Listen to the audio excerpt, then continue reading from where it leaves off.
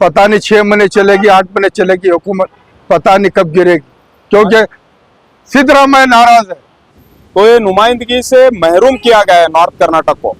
ये आने वाले दिन में हमारी पार्टी को, कांग्रेस पार्टी को इसका खामियाजा भरना पड़ेगा, ऐसा लग रहा है मुझे। अभी यहाँ आके हमारे को भी लीडरशिप की जरूरत है करके हमें बोलना पड़ेगा नॉर्थ कर्नाटक वालों को, तभी ये लीडरशिप देंगे, नहीं वरना आपको कुछ भी समझ रहे नहीं, वोट पाने की मशीन समझ रहे हैं, ऐसा लग रहा है। सिर्फ वोट हमारा, काम तुम्हारा, इतना ही चल रहा है।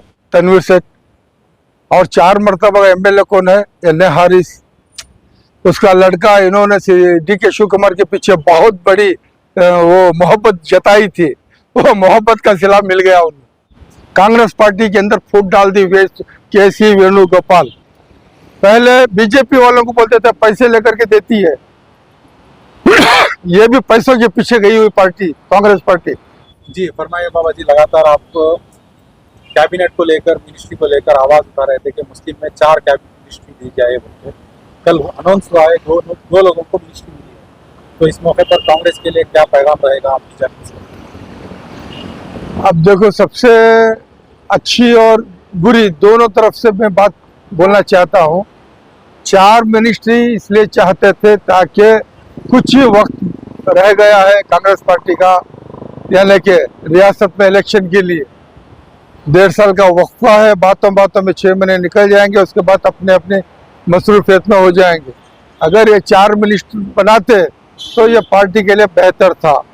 हम यही समझे कि जिस तरह सेंट्रल में राहुल गांधी जिस तरह मेहनत कर रहे हैं, उनको फायदा हो जाता।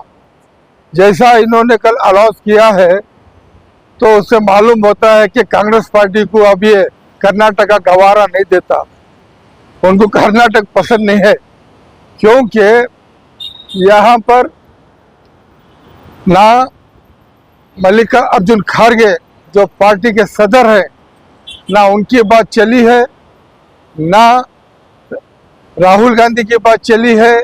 पता नहीं कौन बीच में के.सी. वेणुगोपाल बड़ी शान से आगे बढ़ा था, जिसका केरला में विखार नहीं है।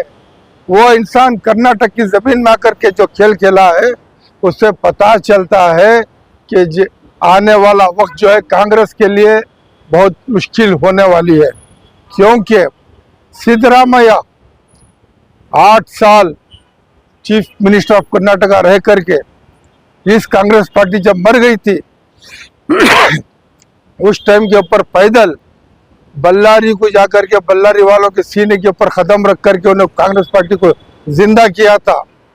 वो सिद्धरामैया फिर आज 5 साल पूरा करने के बावजूद वो सिद्धरामैया को इन लोगों ने उनकी बात भी नहीं सुनी है। तो आज डी.के.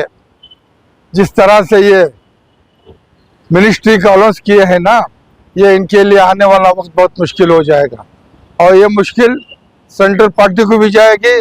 और मैं बिलखुसूस इतना ही कहना चाहता हूँ, अब हाई कमांड सरेंडर है। High command not power Karnataka के अंदर, वो सरेंडर पार्टी है, वो सिर्फ पैसों की पार्टी है।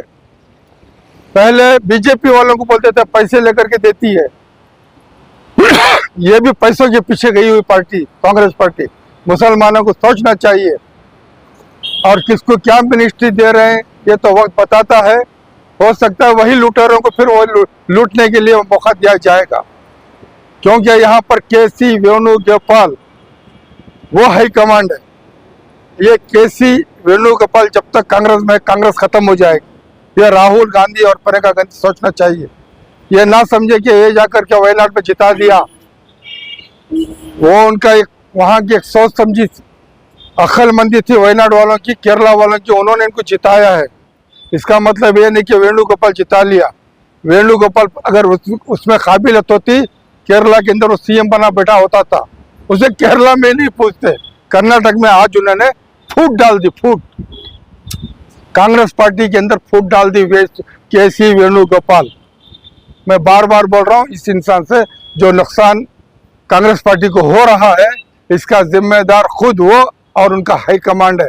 अरे मल्लिकार्जुन खड़गे की नहीं चली, सिद्धरामैया की नहीं चली, किसकी चली?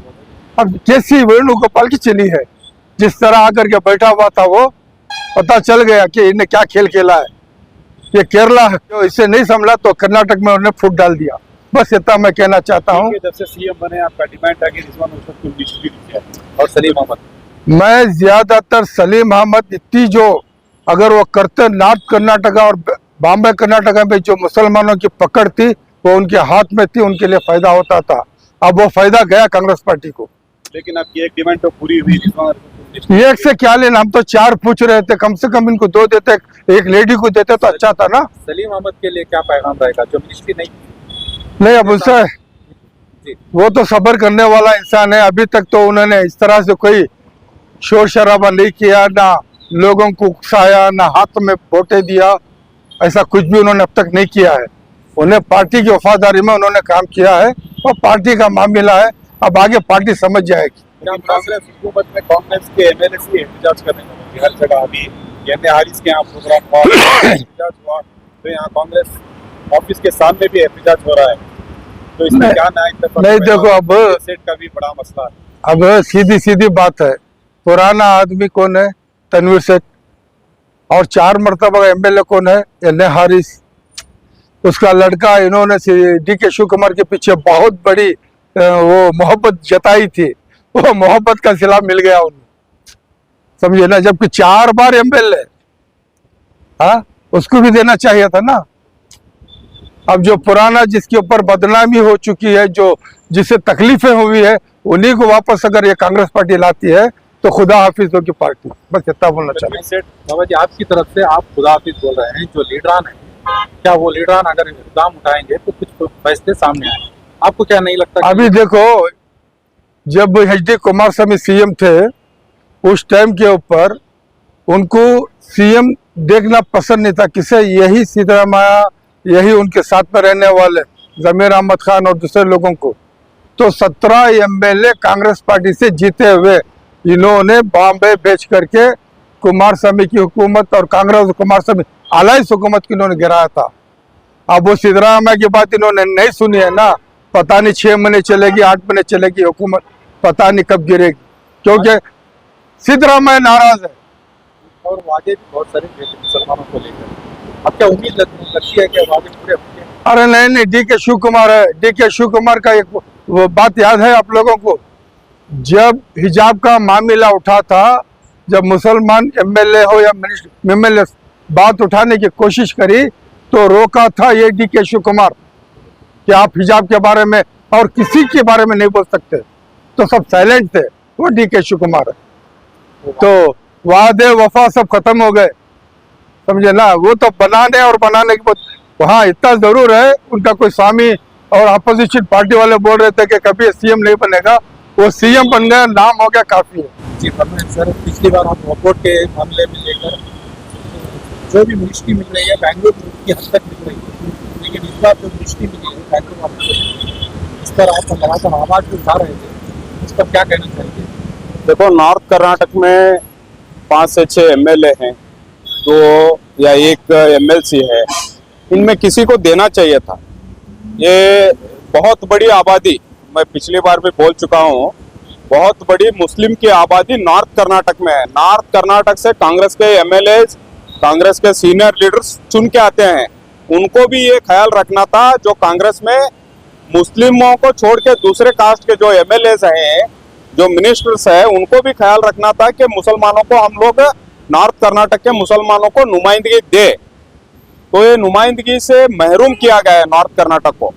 ये आने वाले दिन में हमारी पार्टी को, कांग्रेस पार्टी को इसका खामियाजा भरना पड़ेगा, ऐसा लग रहा है मुझे। आवाम की तो एक तरफ नाराजगी लग रही है, लेकिन लीडरों की खामोशी भी कहीं ना कहीं कमजोरी का सबब है। देखो, आप ही देख रहे हैं, बेंगलोर के लीडरों को ही मिनिस्ट्री दी गई है। अच्छा, देने दो, लेकिन नॉर्थ कर्नाटक को क्यों अन्याय किया गया? आधे से ज्यादा आबादी नॉर्थ कर्नाटक में है, उनको क्यों दूर रखा गया? मिनिस्ट्री से क्यों दूर रखा गया? और खासकर मुसलमानों को इस सब से क्यों दूर रखा गया? मैं पिछली बार बोला था, वहां जाके, उधर जाके, दिल्ली जाके, बेंगलोर जाके लीडरों के पास खड़े होके अपनी लीडरशिप चमका रहे हैं बोलते, वही साबित हो रहा है, मुझे ऐसा लग रहा है अभी। लेकिन उनका डिमांड भी नहीं रहा अब तक। नहीं, डिमांड करने से ही मिलेगा क्या? लीडरशिप बहुत अच्छी है, लीडर को पहचानना चाहिए पार्टी। आके डिमांड करके मुझे दो करके मैं लोगों को लगा के भीख मांगने से लीडरशिप नहीं होती।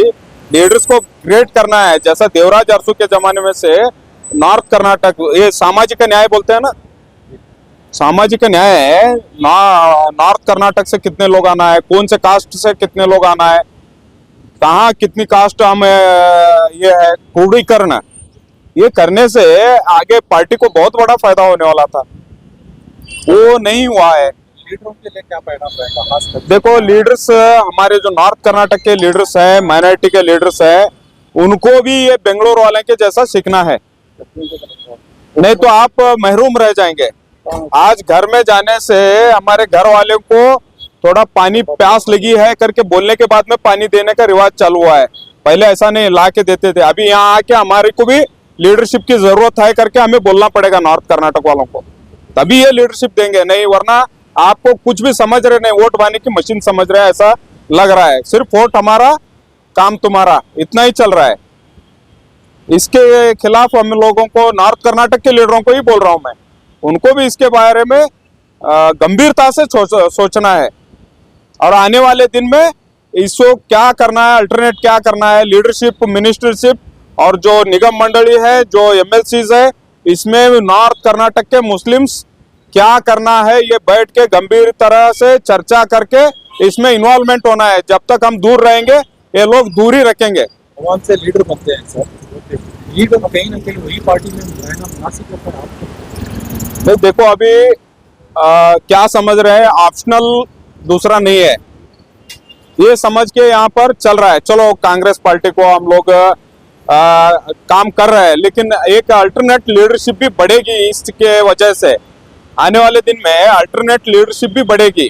जो लोग महरूम रह जाएंगे वो दूसरा रास्ता देखते हैं। हम महाराष्ट्र बॉर्डर से लगते हैं, हम हैदराबाद बॉर्डर से लगते हैं, हम इधर आके अलग अलग बॉर्डर से लगते हैं, वहां पर दूसरे पार्टियों का प्रभाव है। वो प्रभाव आप कर्नाटक में लाना चाह रहे हैं ऐसा लग रहा है मुझे।